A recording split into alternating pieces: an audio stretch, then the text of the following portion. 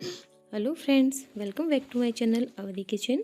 तो दोस्तों, आज हम बना रहे हैं खोआ और तिल की कतली।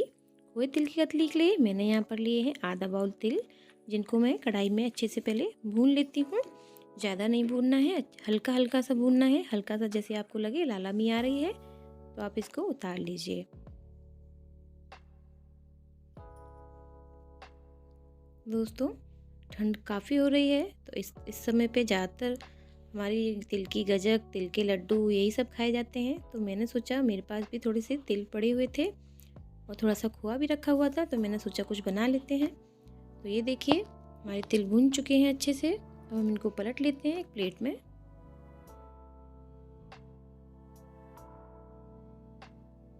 तो ये हमने पलट लिए हैं। अब हम यहाँ पर थोड़ा सा 2 से 3 चम्मच निकाल लेते हैं अलग, जैसे हमें बाद में काम आएगा। अब हम इसको क्या करेंगे, इसको हम पीस लेंगे। तो ग्राइंडर में डालकर थोड़ा सा हल्का हल्का सा, ज़्यादा नहीं पीसना है, हल्का सा पीसना है बस इसको। तो इसको पीस लेते हैं।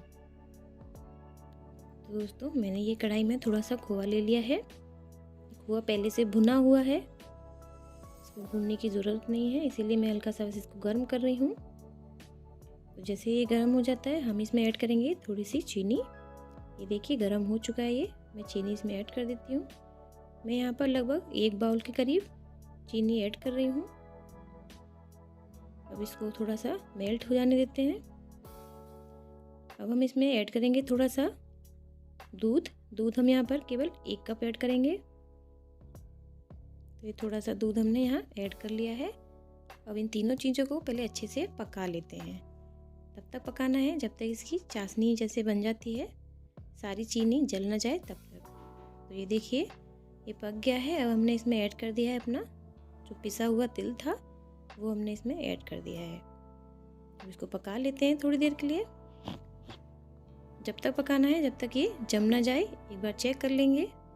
तो इसको पकने देते हैं थोड़ी देर के लिए। ये देखिए दोस्तों, ये अच्छे से पक गया है। ये देखिए, आप देख सकते हैं कढ़ाई इसने छोड़ दी है, इसलिए जमने के लिए बिल्कुल तैयार है, परफेक्ट है। अब इसको पलट लेते हैं। मैंने पहले से ही थाली पे थोड़ा सा घी लगा लिया था, मैं आपको दिखा देती हूँ। ये देखिए, ये मैंने घी लगा लिया था पहले ही। अब हम इस पे, तो मैं यहाँ पर ये थोड़े से जो मैंने सूखे तिल बचा के रखे थे वो हल्के से मैं नीचे डाल देती हूँ। अब हम इस पे पलट लेते हैं अपने पूरे बैटर को।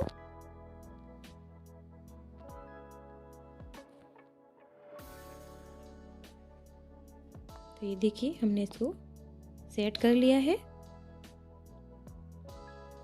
इसको छोड़ने की ज़रूरत नहीं है ज़्यादा देर तक, क्योंकि ये परफेक्ट था पलटने के लिए और जमने के लिए। तो हम इसको केवल 5 मिनट के लिए ऐसे ही छोड़ देते हैं और इसके ऊपर डाल देंगे थोड़ा सा अपना ड्राई फ्रूट्स। और ये ड्राई फ्रूट्स सारे हम इस पे डाल देते हैं। और हमने जो तिल बचाए थे अलग बाउल में 2 से 3 चम्मच, उन सबको भी हम इसके ऊपर डाल देंगे। क्योंकि तिल की कतली बनाई है तिल खोया की, तो इसमें जो फ्लेवर है वो तिल का ही ज़्यादा आना चाहिए। इसीलिए मैंने प्लेट पर नीचे भी थोड़ा तिल डाला था और इसके ऊपर भी मैं थोड़ा सा तिल डाल रही हूँ। ड्राई फ्रूट्स मैंने ज़्यादा नहीं डाले हैं, कम ही डाले हैं। तो मैं यहाँ पर ये बचे हुए सारे तिल इसके ऊपर डाल देती हूँ। ये देखिए कितना सुंदर लग रहा है ये। अब इसको हम कर लेंगे कट आप कैसे भी कर सकते हैं अपने हिसाब से।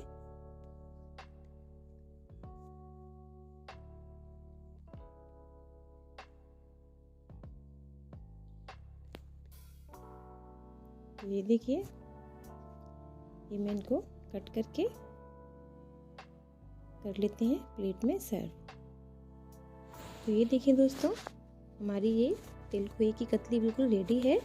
तो दोस्तों, आपको मेरी ये वीडियो कैसी लगी, आप प्लीज़ मुझे कमेंट करके ज़रूर बताइएगा। और अगर आप मेरे चैनल पर नए हैं तो मेरे चैनल को सब्सक्राइब कीजिएगा और बेल आइकन को प्रेस कीजिएगा, जिससे मैं जो भी वीडियो बनाऊँ उसका नोटिफिकेशन आपको समय समय पर मिलता रहे। तो दोस्तों, ये देखिए, मैंने आपको तोड़ के दिखाई है।